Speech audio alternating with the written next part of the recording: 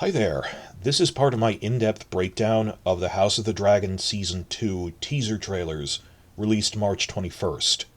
This one focused on Alicent Hightower. That I have one main big hour-long breakdown video, but in it I said I'm going to be splitting off a couple of sub-videos, both to give them more focus and because they're slightly more speculative. There weren't giant mysteries introduced by these trailers, just is this episode 2 or 7? What exactly is Alicent supposed to be doing later in the season? I'm not entirely sure. Well, to start with, a major point about Alicent from the first teaser released back in December, which was big enough I made a standalone video about it, is she's wearing different costumes in different shots. You can tell these are different scenes. First teaser, we had shots of her at the funeral procession where she's on a carriage. We know that's episode 2.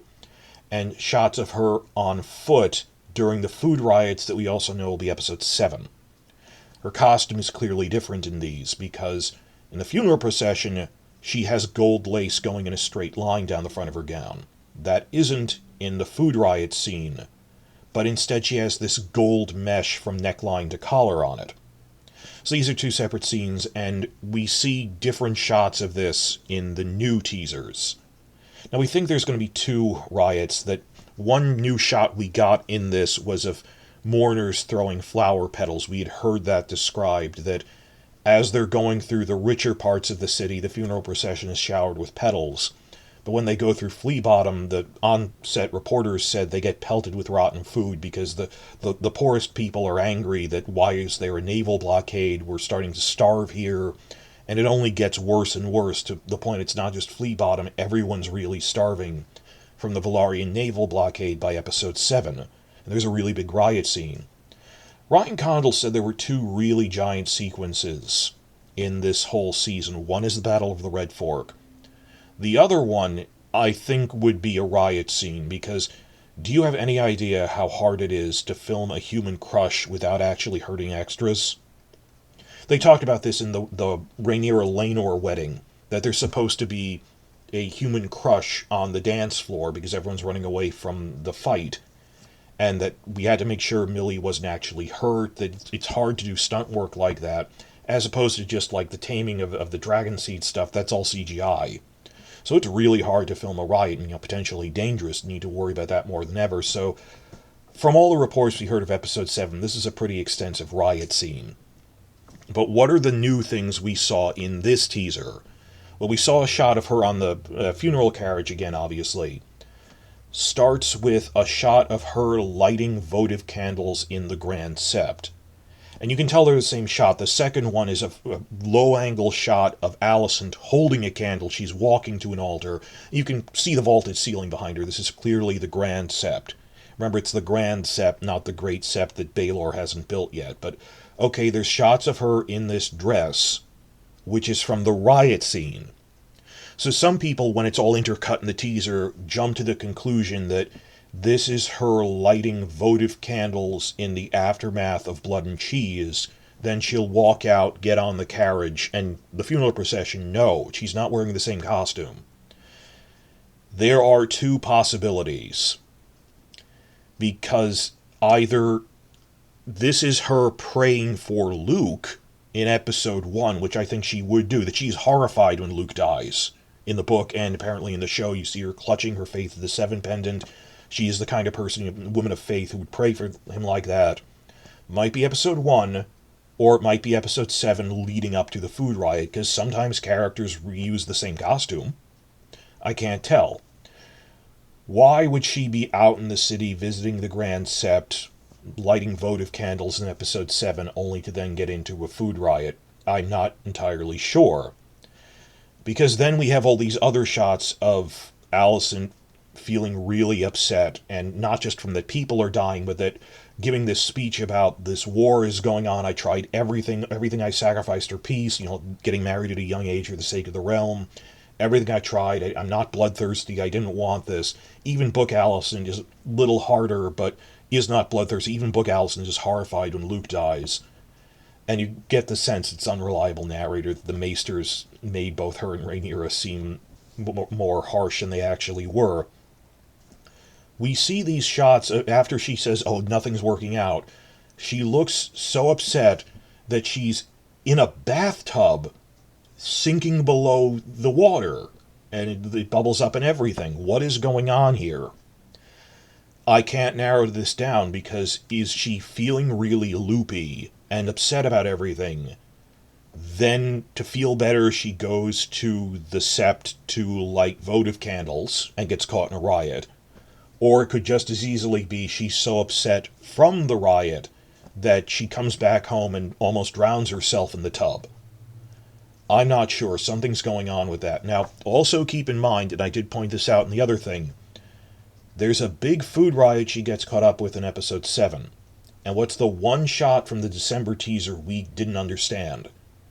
These mysterious shots of Alicent wearing just like a shift or underclothes next to a body of water, like a river or maybe a lake. We could not ID this. We know what it was filmed, though, because it was an exterior shoot in Wales. And from looking at the director's schedule, we know that that shot happens in episode 7. So whatever it is, it's episode 7. We wondered, it could be a dream sequence. It could be anything. Is this, my new guess, and this is just speculation, is this like a vision or dream that Alicent has as she's losing oxygen after she dunks her head in a tub, but then instinctively sits up? Now, I say that as that's a trope in a lot of movies and TV. Tell me if you remember them. But, the thing where a character is so upset that they sink below the water, not like an active attempt to kill themselves, just they're, maybe I should just let go underwater. They have like a vision or something when they're oxygen deprived, then their body instinctively sits up because they didn't tie themselves down or anything. I get the sense that's what we're going to get here, and I'm probably wrong, but is that like a dream sequence she has while she's underwater? And even then, is she underwater, then feels better and goes to the sept? Or is she doing this because of the food riot? We don't know. And it could be from episode 1 for Luke. It could even be both. She could be going there a lot, for all we know. So what's going on? I'm just saying the costume is different. This isn't from the episode 2 funeral. And we have these mysterious shots of her in the tub. Is she upset by things? This does tie in with some other info that came out this week, however, of why would Alicent be feeling so loopy in addition to losing family members and people getting badly injured and the war going on. There's something that was in the season 1 script for the Green Council that great fan by the name of Dark Sister, but spelled with a V instead of an I, lives in LA and managed to get to the Writers Guild archives, where they got a lot of notes from the scripts. And it's this whole rule that you have to physically go to the archives to look at the archived scripts. We have the episode 1 script because it was posted by Deadline because it was nominated for Emmys. But for the past couple of weeks, they've been posting these things, and I will make a full report on them in due time. It's just the trailer came out. But one thing I'm going to skip ahead to because it might come up is there was a cut line from the Green Council that actually mentioned Dalton Greyjoy. That there comes a point where, this is in the book, where they discuss what about the Greyjoys. Greyjoys are never even mentioned in season 1. Or they say the Greyjoys are fickle, but hopefully we'll be able to swing them to our side by offering Dalton Greyjoy to be the new master of ships, because a Greyjoy has never been invited to be on the small council before. That's actually a pretty decent gesture. A line that isn't in the book is then Ironrod goes on to say, and we might have to sweeten the offer by offering to remarry Alicent to Dalton Greyjoy. And Alicent is clearly upset by this, and Otto responds, well, hopefully it won't come to that. Hopefully the offer of a small council seat will be enough. I can't get a read on that, though. Is he genuinely regretful but willing to go through with it? Because he's not a psychopath like Littlefinger. It's like he doesn't enjoy that he married off his young Alicent at a young age to Viserys, but he felt like he had to do it. The Velaryons tried to do the same thing. Who's there to point fingers? But this parallels how, even in the book, Tywin tries to marry Cersei off a second time, that the Dowager Queen will try to marry her to one of the Tyrell brothers, to Loras' older brother. The TV show condensed that down to just be Loras. That was probably a mistake, but it doesn't turn out anyway. But the parallels of that, of maybe we can offer her to Dalton Greyjoy. Now, I heard in Red Team Review's breakdown of the trailer, he said Carmine heard rumors that they're going to offer her to the Tullys. It's possible they offer a marriage to the Dowager Queen to multiple great houses, Tullys and Greyjoys, whoever comes first, in Season 2.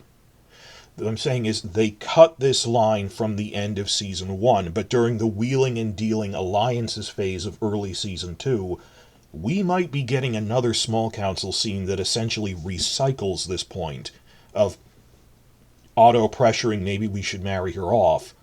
And she's upset about that. She's upset at all the people that died, that she is really not in a good state by late in Season 2 mentally.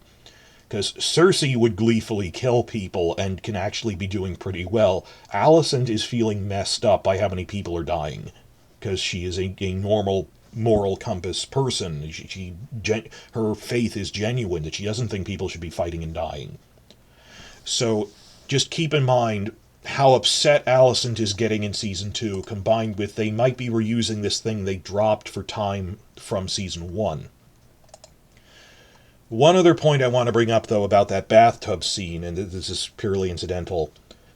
I am surprised that they had Olivia Cooke do a bathtub scene again, because she's had very bad experiences with that before. Back when the show was starting, I read through the interviews by all the new cast members. Well, like Emma Darcy hadn't done any interviews, and Matt Smith had done so many, you only needed to read the new ones he did about House of the Dragon itself. Olivia Cooke was in the middle point where she was an established actor, but not as well known of a one as Matt Smith, but she'd done interviews over the years to talk about her career, and she'd done new ones talking about House of the Dragon, so it was that sweet spot of, I was reading her interviews and learning things about her I didn't know before, whereas Matt Smith, everyone knows him.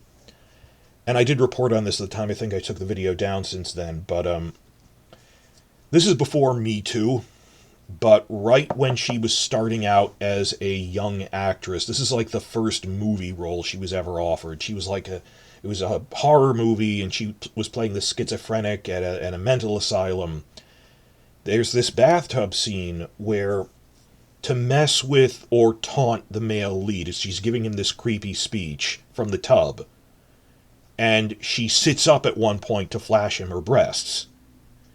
And this is gratuitous and adds nothing to the scene. I mean, it really didn't need to happen. And she gave this whole interview where she said, I really felt pressured into doing that, because they did ask, are you willing to do this? And I did say yes, but I didn't think I had the option to say no, because as a new actress, you're replaceable.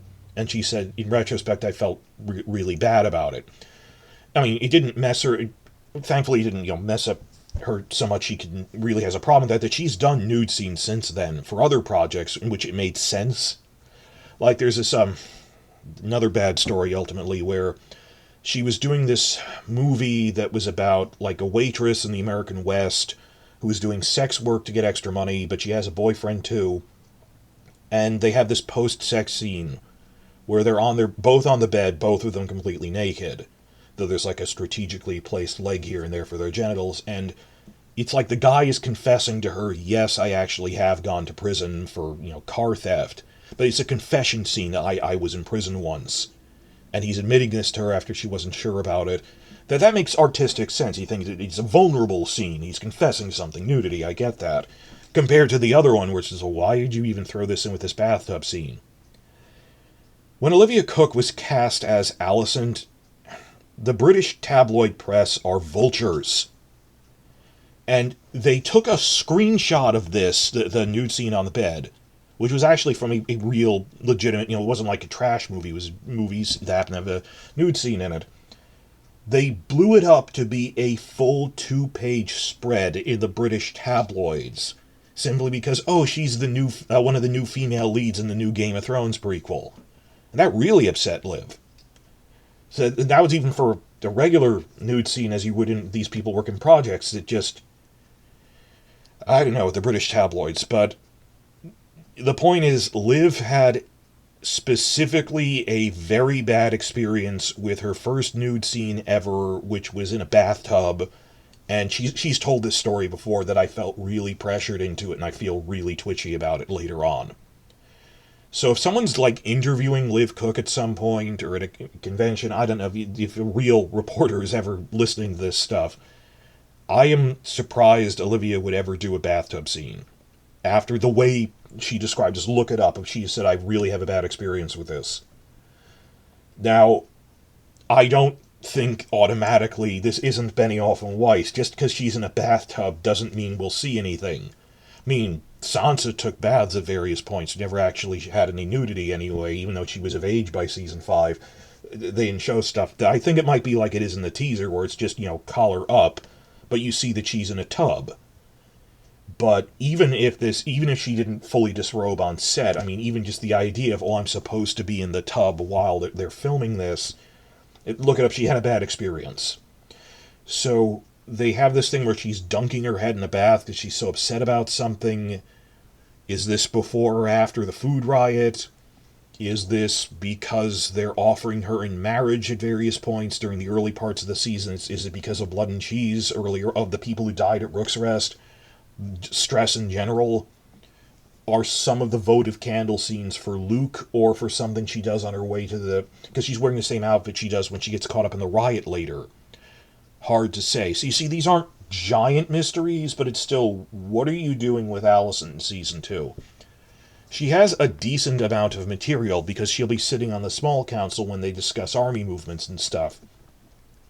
But particularly, like, the back half of the season, like, obviously she'd be reacting to Rook's Rest in episode 5, but the very end of the season, like 6, 7, and 8, out of an 8-episode season, we don't know what Alicent is doing in episode 6, 7, and 8. So then when we suddenly saw these, leaked spy images and then trailers of there's this food riot she gets caught up in episode 7, that's one thing. What other things will Alicent be doing next year? I hope she'll be talking about, with all of her children and going through. There's a lot of big moments, but if you follow one character, it's hard to say what they're doing in every single episode. We know a lot about what's in each episode, but because it overlaps. Like, I know a lot of what Rhaenyra is doing in, like, episode 1, but not what Alicent is doing. The reverse is true in episode 2, that sort of thing. So I have a couple of other videos here I've split off from the main breakdown, but this is the Alicent one.